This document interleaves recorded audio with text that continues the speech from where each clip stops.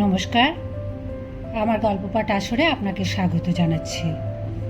পড়ছি আশাপূর্ণা দেবীর ছুটিতে ছোটাছুটি গল্পের ৭ম পর্ব। কিন্তু আজকেই যে জগবন্ধুর কি হলো, এক ঘুমে রাত কাবার কোথায়? মাঝরাত্রে হঠাৎ ঘুম ভেঙে গেল বিচ্ছিরি একটা কুকুর না শেয়াল কিসের কান্নায়। এত অনাছেষ্টি জন্তু জানোয়ারও পোষার শখ তালুকদারের। ওর জঙ্গলের বাগানের ও পাশের নাকি একটা চিড়িয়াখানায় আছে। তাতে বুনো শেয়াল, বুনো কুকুর, উদবিড়াল, বেজি, গোসাপ, চিল, দাঁড়কাক এইসব প্রাণীর বসবাস।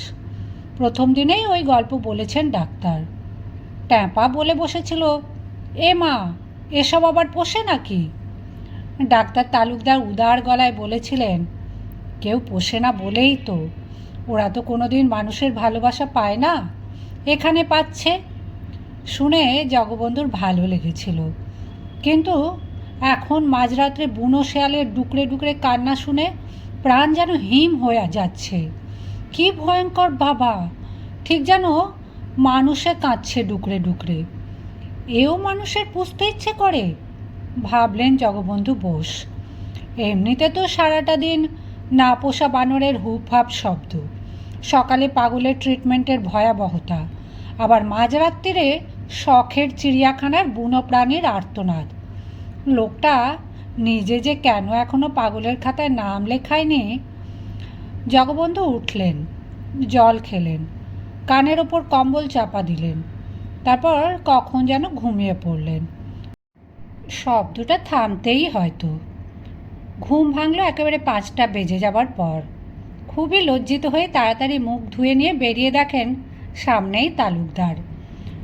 জগবন্ধু বলে উঠলেন, আর ভোলো না ভাই, কাল অহংকার করলাম আর আজকেই দেরি। তা কাল ঘুমের বড় ব্যাঘাত হয়েছে। মাঝরাত্রে সে এক বিশ্রী ব্যাপার। তালুকদার চমকে ওঠেন, খুব চমকে। তারপর আসতে বলেন, কি ব্যাপার? আরে বাবা, তোমার পোষা প্রাণীদের মধ্যে বুনো কুকুর না বুনো শেয়াল, কে জানে কোন মহাত্মা এইসা কান্না জুড়ে দিয়েছিল। উফ, কে বলবে? জানোয়ারের গলা, যেন মানুষের আর্তনাদ। তুমি শুনতে পাওনি? তালুকদার অবহেলার গলায় বলেন, ওহ, এই ব্যাপার, ও তো রোজই শুনি, রোজই কাঁদে। কিন্তু কাঁদে কেন? খেতে টেতে তো পায়। তালুকদার গম্ভীর হন, খেতে পেলেই কি সব হলো? বন্য প্রাণীদেরও সুখ দুঃখ আহ্লাদ কষ্ট হাসি কান্না থাকে হে, সেটা স্টাডি করি। জগবন্ধু বলেন, শখ বটে। তারপর বলে উঠলেন, মহাপুরুষরা তৈরি হয়ে নিয়েছেন। আবারও সেই নামের সমস্যা, তাই মহাপুরুষ বলা। কিন্তু তারা কারা তালুকদারের বুঝতে আটকায় না। বলে ওঠেন, কই, তাদের তো টিকিও দেখিনি, ঘুমোচ্ছে বোধ হয়। সে কি, ছি, আজ সবাই পেলে ওর। জগবন্ধু ছেলেদের ঘরের সামনে এসে দাঁড়ালেন, ভেজানো দরজাটা আস্তে ঠেললেন। দেখলেন দুটি নাইলনের মশারি ফেলা খাটে। দুই মহাত্মা তখনও কম্বল চাপা দিয়ে নিদ্রাগত। জগবন্ধু বেশ কয়েকবার ডাকলেন, এই করে, নো নরণচরণ। তাড়াতাড়ি নোটবুকটা নিয়ে এসে খুলে ধরে জোর গলায় হাঁক পালেন, চরণ পাল, মোহন দাস। কিন্তু নো সাড়া। ও চরণ, চরণ, ও হে মোহন, মোহন। তালুকদার অমায়িক ভঙ্গিতে বললেন, থাক, আর একটু ঘুমোক না হয়। বেশি রাতে শুয়েছে, ছেলে মানুষ, ট্রেনের সময় তো নয়, বাই কার যাওয়া।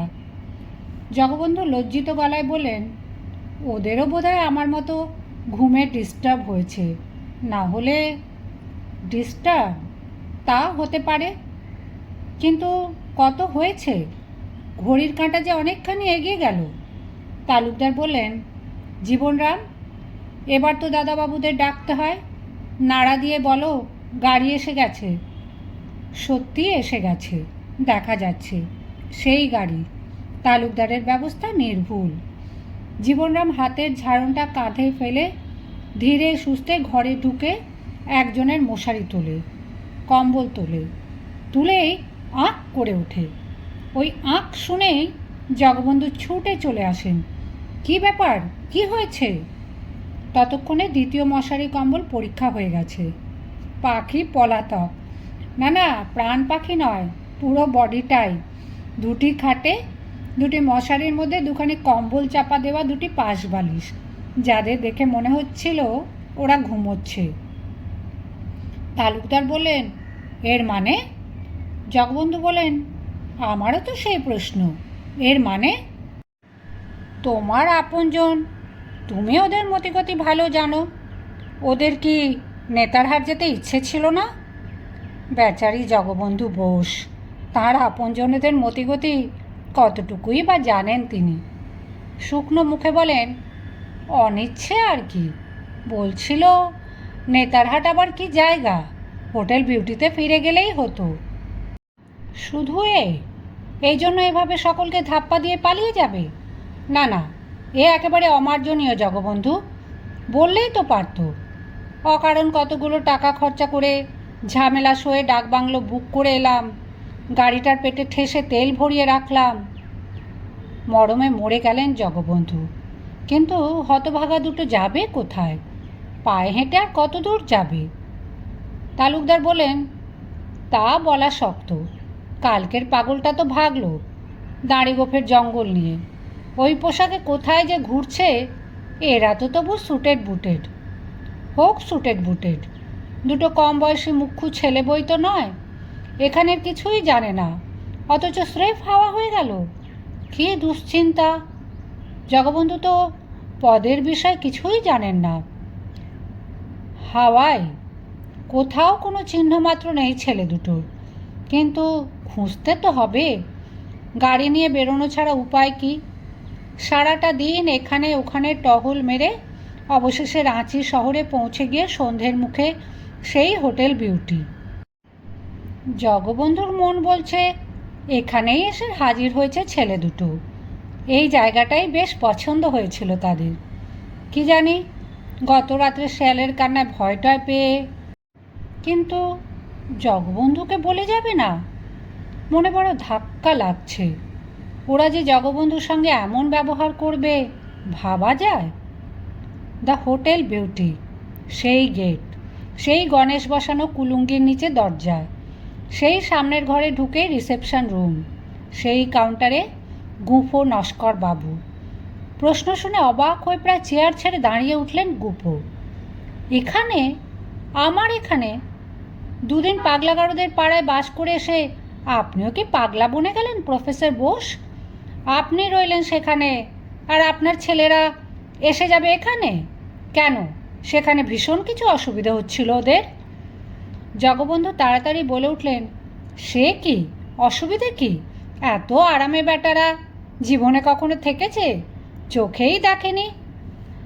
তালুকদার গম্ভীরভাবে বলেন, হচ্ছিল নিশ্চয়ই কিছু অসুবিধে, নচেত পালানো কেন? না, ও কথা নয়।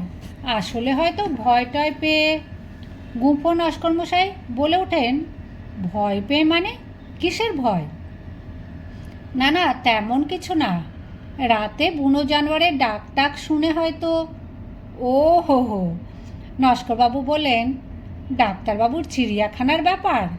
তা মিথ্যে বলবো না মশাই, ভয়াবহই। ছিলাম তো একবার দিন দুই। বন্য জন্তুর কান্না, উফ, সাংঘাতিক। কিন্তু তাই বলে ভয় পেয়ে কেউ মাঝরাত্রিরে ঘর ছেড়ে রাস্তায় বেরোবে, তাও অজানা অচেনা জায়গায়? আপনি যা বলেছেন তাতে মনে হয় ওরা দুটোতে আদৌ শোয়নি। যুক্তি করে বালিশের কম্বল চাপা দিয়ে তখনই পালিয়েছে। ভয় পেলে আপনার ঘরেই পালিয়ে আসতো। কথাটা যুক্তিসঙ্গত, কিন্তু পালাবে কেন? সেই কেনর উত্তর জগবন্ধুই জানে। তাঁরই ভাগ্নে ভাইপো। ওদের সেই 6 নম্বর ঘরটা একবার দেখুন না মিস্টার নস্কর। আমি তো ঘর ছেড়ে দিয়ে যাইনি। আহা, সে ঘরে তো তদবধি তালা মারাই আছে। বেশ, আপনি যখন বলছেন চলুন। গেলেন, তালা খোলা হলো। শূন্য ঘরখানা যেন দাঁত খিঁচিয়ে উঠল। তারপর জগবন্ধুর ঘরটাও দেখা হলো।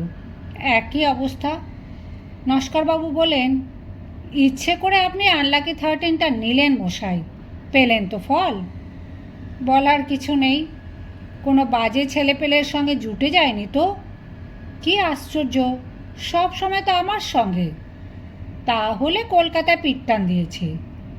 দিলেই হলো, জগবন্ধু উত্তেজিত। ট্রেনের ভাড়া আছে ওদের কাছে? ট্রেন ভাড়ার টাকা নেই? হ্যাঁ, আপনি যে হাসালেন মশাই, ভাড়ার টাকা নেই বলে রেলগাড়ি যাবে না? বিনা টিকিটের যাত্রী কথাটা তবে ডিকশনারিতে আছে কেন? নিশ্চিন্তে থাকুন, কলকাতাতেই চলে গেছে। বাড়িতে আছে কে আপনার? তালুকদার বলে ওঠেন, কে আর, একটি পুরাতন ভৃত্য, সংসার বলতে তো কিছুই নেই, ওই লোকটাই সব। তো তাকেই একটা টেলিগ্রাম, বাড়িতে টেলিফোন আছে? তা আছে। ব্যাস ব্যাস, চট করে একটা ট্রাঙ্কল বুক করে ফেলুন, কিছুক্ষণের মধ্যেই খবর পেয়ে যাবেন। ঠিক শুনবেন মূর্তিমানেরা বাড়ি পৌঁছে গেছেন। জগবন্ধু আলগা গলায় বলে ফেলেন, তা সে বাড়িটা তো আর ওদের বাড়ি নয়, ওখানে যাবে কেন? ও হো হো, ওরা তো আপনার ছেলে নয়, ভাগ্নে ভাইপো। তো ওদের কারোর বাড়ির ঠিকানাতেই একটা টেলিগ্রাম ছেড়ে দিন, নয়তো বলুন চটপট আমি ট্রাঙ্ক টেলি করে দিচ্ছি, যার হোক ঠিকানা আপনার ভাইয়ের বাড়ির কিংবা বোনের বাড়ির। জগবন্ধুর মনে হলো লোকটা যেন মজা দেখছে, খুব রেগে গেলেন। বলে ফেললেন, কোশমিনকালে আমার কোনো ভাই বোন নেই, ছিলও না। হ্যাঁ, বলেন কি মশাই? তাহলে ভাগ্নে ভাইপো আসে কোথা থেকে? আকাশ থেকে, ওরা এমনি কুড়িয়ে পাওয়া, কদিন আগেও চিনতাম না। সর্বনাশ, নস্কর বলে ওঠেন, ও ডাক্তারবাবু, এ ভদ্রলোক বলেন কি? হ্যাঁ, ওনারা আপনার ঘর থেকে কিছু মালপত্র হাতিয়ে হাওয়া হয়ে যায়নি তো? ডাক্তার গম্ভীরভাবে বলেন, কী যে বলেন! ঠিকই বলছি, যান যান, দেখুন গে চটপট। হ্যাঁ, দুটো অচেনা ছেলেকে আপনি কোলে নিয়ে বেড়াতে বেরিয়েছেন প্রফেসর বোস, ব্যাপার কি? আমার খুশি। খুব রেগে গেছেন জগবন্ধু বোস।